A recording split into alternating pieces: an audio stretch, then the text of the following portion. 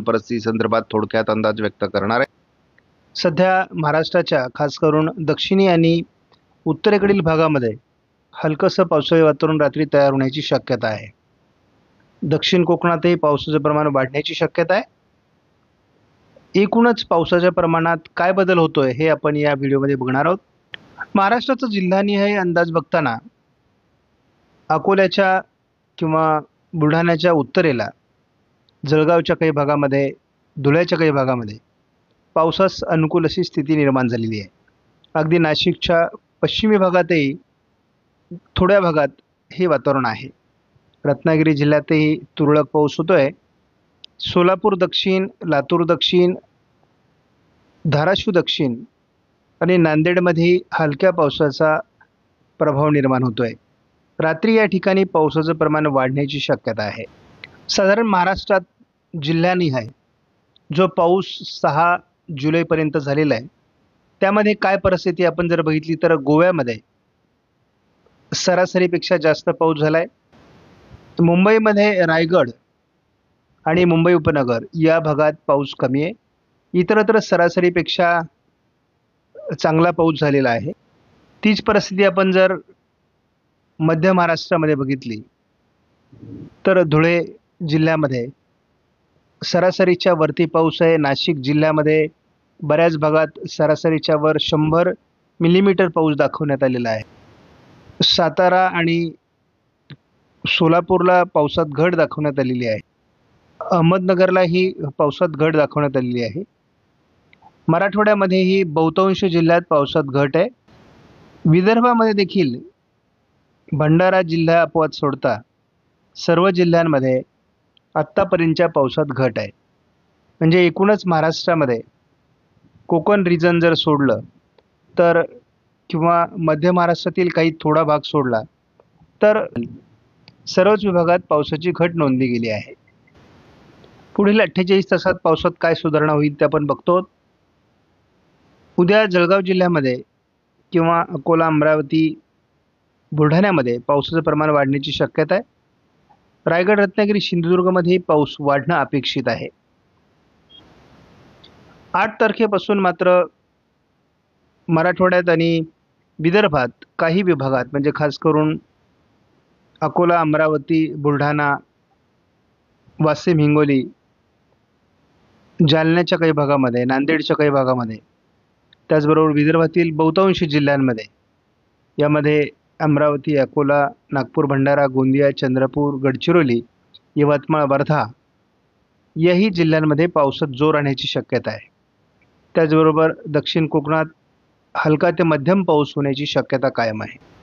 7 तारखेचा स्कायमेटचा अंदाज आपण बघितला तर विदर्भामध्ये पावसाला सुरुवात होईल असा अंदाज देण्यात आला आहे। मराठवाड्याच्याही पूर्व भागात पावसाळी अंदाज देण्यात आला आहे। दक्षिण कोकणात पावसाचं वातावरण कायम दाखवण्यात आलंय।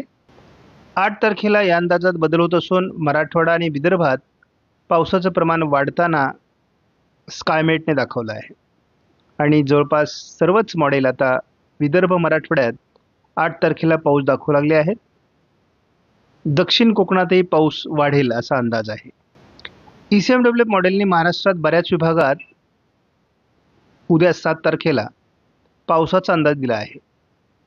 दक्षिण कोकण, पश्चिम महाराष्ट्र, मराठवाडा, विदर्भ असं हे पावसाळी वातावरण राहण्याची शक्यता आहे।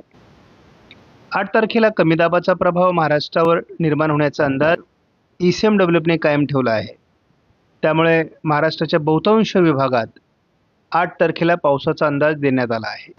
ECMWF मॉडेलने विदर्भ, उत्तर महाराष्ट्र असं पावसाळी वातावरणाचा अंदाज हलक्या स्वरूपात ठेवलेला आहे। या वातावरणात 7 तारखेला मराठवाडा, विदर्भाशी थोडी प्रगती होण्याची शक्यता आहे। गोव्याच्या दरम्यानही पावसाळी वातावरण वाढण्याची शक्यता आहे। आपण 8 जुलैला देखील या मॉडेलनुसार महाराष्ट्रात कमी दाबाचा प्रभाव निर्माण होऊन पावसाळी प्रमाण वाढण्याची शक्यता दर्शवण्यात येते आहे। जवळपास 9 तारखेपर्यंत हे वातावरण वाढत जाण्याचा अंदाजही या ठिकाणी दाखवण्यात आला आहे। त्यामुळे हलका कमी दाबाचा प्रभाव महाराष्ट्रात निर्माण होईल असं जवळपास ECMWF मॉडेलच्या सर्वच व्हर्जननी दाखवलं आहे। सध्या महाराष्ट्राच्या दिशेने खास करून विदर्भाकडून पावसाळी वातावरण निर्माण होण्याची शक्यता आहे। यामध्ये सोलापूर, लातूर, नांदेड, चंद्रपूर, गडचिरोली, अकोला, अमरावती, वाशिम, हिंगोली, जळगाव, धुळे, नंदुरबार या जिल्ह्यात पावसाची शक्यता आहे। त्याचबरोबर गोंदिया आणि नागपूरमध्येही आज रात्री पावसाची शक्यता आहे। आपण ICMW मॉडेलनुसार बघतो की महाराष्ट्रामध्ये 1004 ते 1000 हेक्टोपास्कलपर्यंत हवेचा दाब आहे, त्यामुळे पावसास तसा तो अनुकूल आहे। आता पुढील 3 दिवसामध्ये म्हणजेच 48 तासाच्या अंदाजामध्ये जळगाव, अकोला, अमरावती, यवतमाळ, वर्धा, चंद्रपूर, वाशिम, हिंगोली, नांदेड, लातूर, धाराशिव, सोलापूर, अहिल्यानगर, बीड, परभणी, जालना, बुलढाणा, छत्रपती संभाजीनगर, धुळे आणि जळगाव, अकोला, अमरावती, नागपूर, भंडारा, गोंदिया या जिल्ह्यात पावसाची शक्यता दाखवण्यात आलेली आहे। दक्षिण कोकणातही रायगड, रत्नागिरी, सिंधुदुर्ग या जिल्ह्यात पावसाची शक्यता आहे। पावसाची अनुकूल स्थिती जळगाव, अकोला, अमरावती, छत्रपती संभाजीनगर आणि जालन्याच्या उत्तरेला, बीड, पूर्व आणि नांदेड, परभणीमध्ये, लातूरमध्ये निर्माण होण्याची शक्यता आहे। अनुकूल अशा प्रकारचं वातावरण तयार होतंय। एकूणच आपण जर उद्याचा अंदाज बघितला तर कोकण किनारपट्टीला, रत्नागिरी, सिंधुदुर्गमध्ये पावसाळी प्रमाण वाढण्याचा अंदाज आहे। या मॉडेलने अहिल्यानगर, बीड, परभणी, सोलापूर, लातूर, धाराशिव विभागात उद्या पावसाची शक्यता वर्तवली आहे।